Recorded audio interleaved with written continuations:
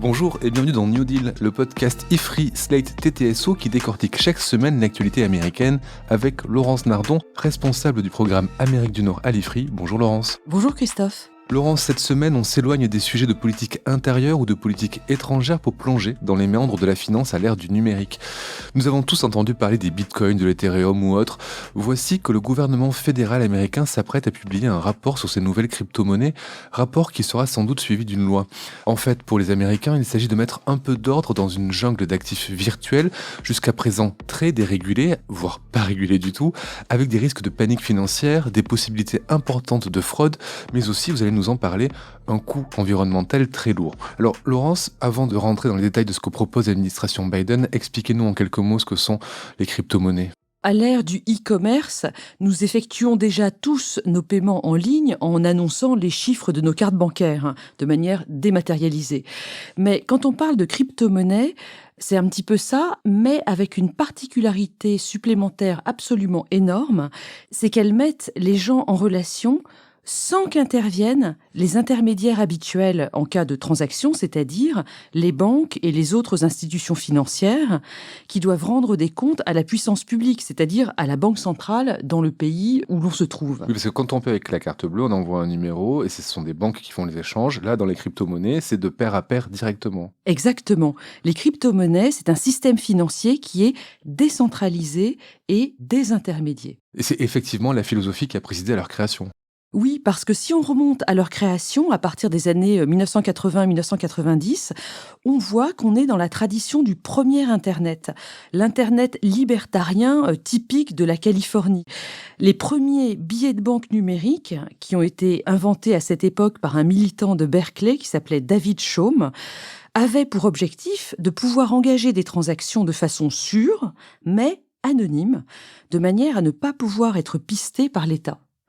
Ces premières crypto-monnaies, elles n'ont pas vraiment marché, mais par la suite, on a vu arriver le Bitcoin, qui a été créé en 2008 par un individu ou un groupe, on n'est pas très sûr, qui agit sous le pseudonyme de Satoshi Nakamoto. C'est en octobre 2008 qu'ils ont fait paraître un manifeste du Bitcoin.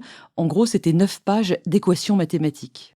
Mais s'il n'y a pas d'intermédiaire, comment la confiance est garantie dans les transactions entre pairs ? Alors, tout repose sur la technologie de la blockchain. La blockchain, c'est un registre virtuel qui enregistre chronologiquement toutes les transactions qui sont intervenues.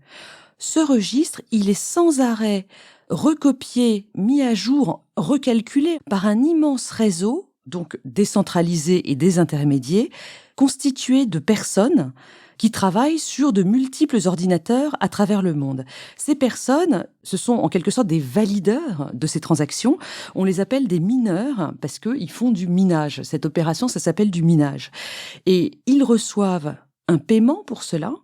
Et c'est ainsi que sont créées les unités de monnaie, bitcoins ou autres, il y en a de très nombreuses, chaque fois qu'ils font une validation de transaction. Alors concrètement, toutes les informations qu'ils enregistrent et qu'ils valident sur les nouvelles transactions qui sont intervenues, eh bien elles sont régulièrement regroupées en un bloc qui vient s'ajouter au registre qui existe déjà. On pense que c'est à peu près toutes les 10 minutes. Et donc, ce registre dont je vous parle, ça n'est rien d'autre qu'une chaîne de blocs, d'où le nom blockchain. Et comme il repose sur du code accessible à tous, crypto veut dire code dans crypto-monnaie, le système est considéré comme incorruptible. Oui, et c'est pour ça que, depuis son invention, la blockchain sert aussi à sécuriser d'autres choses. Par exemple, la blockchain est utilisée pour consigner les chaînes d'approvisionnement pour la traçabilité alimentaire dans la grande distribution, ou bien encore dans l'industrie du luxe pour résoudre les problèmes de contrefaçon. Elle peut servir aussi à enregistrer de manière sécurisée tous les actes notariés que vous pouvez imaginer. Dans les premiers temps de la blockchain, d'ailleurs, les geeks de Californie allaient poser leurs vœux de mariage dans la blockchain pour les rendre totalement définitifs. Très romantique. Mais la blockchain aussi s'intéresse à l'art. On a vu apparaître récemment les NFT. C'est quoi les NFT, Laurence ? Alors, c'est les non-fungible tokens, quelque chose qui me semble très très bizarre. Ce sont des œuvres d'art en ligne, tout le monde peut les voir, elles atteignent des cours astronomiques et leur valeur est tout simplement le titre de possession qui est garanti par une blockchain. Oui, ça permet justement de posséder via la blockchain quelque chose que tout le monde peut posséder sur Internet, comme les mèmes par exemple. Bon, ok, donc si on vous suit globalement, utiliser les crypto-monnaies, ça permet justement quelque chose de sécurisé en termes de transactions. Mais est-ce que ces crypto-monnaies, elles, sont stables? Est-ce qu'on peut avoir confiance dans leur valeur? Oui, l'un des écueils principaux des crypto-monnaies pour le public, c'est que leur cours est extrêmement volatile, leur valeur n'est pas complètement accrochée à quelque chose de réel. D'ailleurs, en économie, on parle, pour la garantie des monnaies, de sous-jacent réel.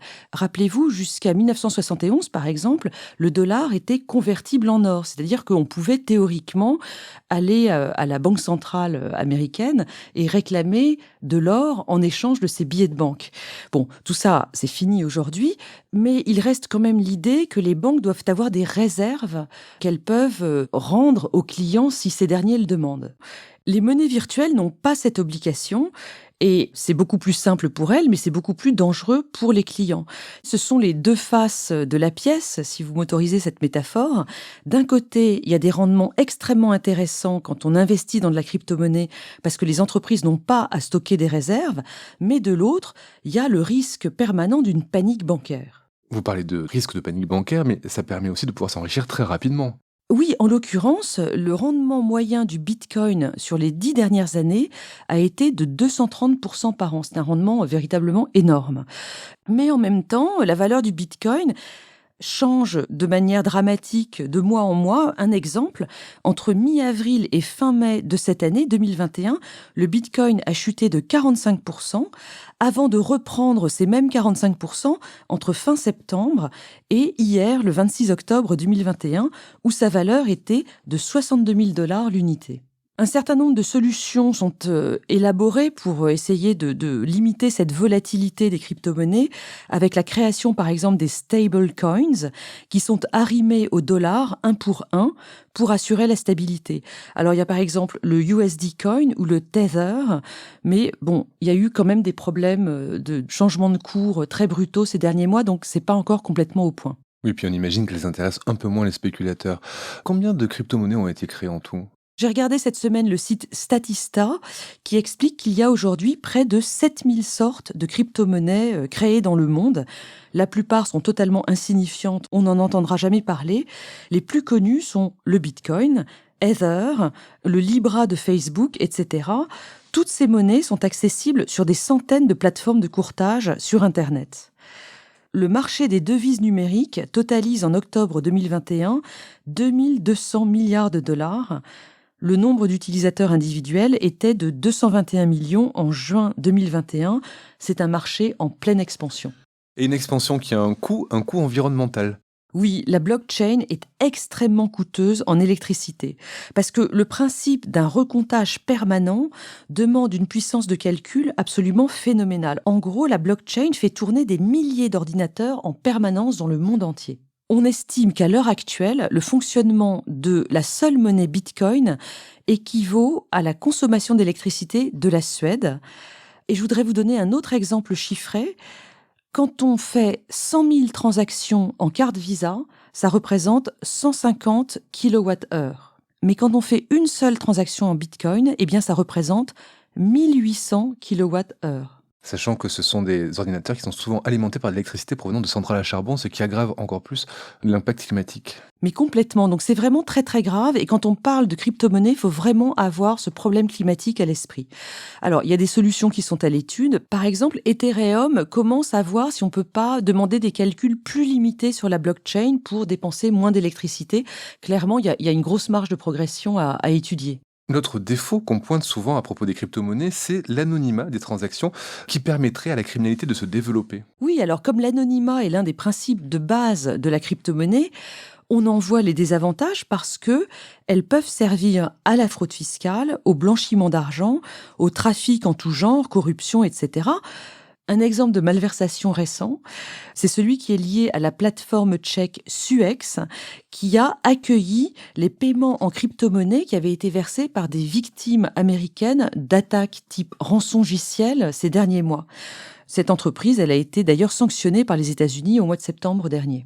Rappelons quand même que l'anonymat est relatif et que ce sont souvent des professionnels qui arrivent à garder leur anonymat jusqu'au bout sur Internet.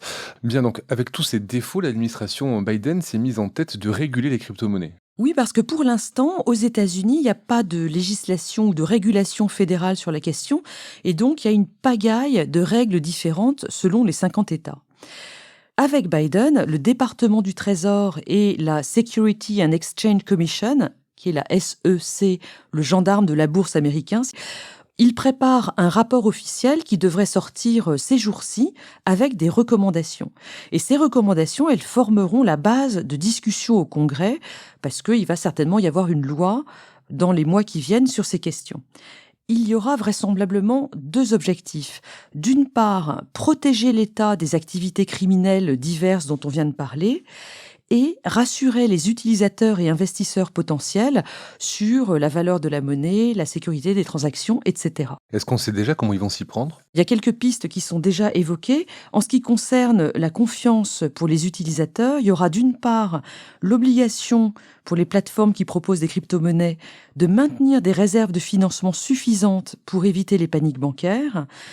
Et d'autre part, une obligation pour ces mêmes plateformes de détenir des capacités techniques suffisantes pour leur système de logiciels. En gros, on veut éviter qu'il y ait un plantage d'ordinateurs massif qui ferait perdre leur argent aux investisseurs. Et puis, en ce qui concerne les fraudes, il y a une mesure qui est proposée, qui était déjà présente dans le projet de loi sur les infrastructures humaines, le American Families Plan, dont on a déjà parlé il y a quelques semaines. L'idée que les transactions en crypto-monnaie d'un montant supérieur à 10 000 $ devraient être déclarées aux autorités fédérales pour éviter la fraude fiscale. C'est ce même montant de 10 000 $ qui est déjà obligatoire pour les transactions bancaires traditionnelles. Donc on verra quand le rapport va sortir s'il y a d'autres mesures. Pour l'instant d'ailleurs, il n'y a quasiment rien sur les questions environnementales. Et ça, à mon avis, c'est assez grave. En attendant, toutes les instances liées à la crypto-monnaie exercent un lobbying absolument massif à Washington. Elles disent que si l'on les régule, ça va être la fin de l'innovation, ça va être la baisse des rendements de ces crypto-monnaies et que les utilisateurs iront à l'étranger investir dans les crypto-monnaies étrangères. On va voir ce qui se passe dans les faits. Donc on voit que l'État essaie de se protéger puisqu'il est sur le point de perdre une de ses fonctions régaliennes, qui est celle de la monnaie. Est-ce qu'on peut imaginer un vote bipartisan sur cette question ?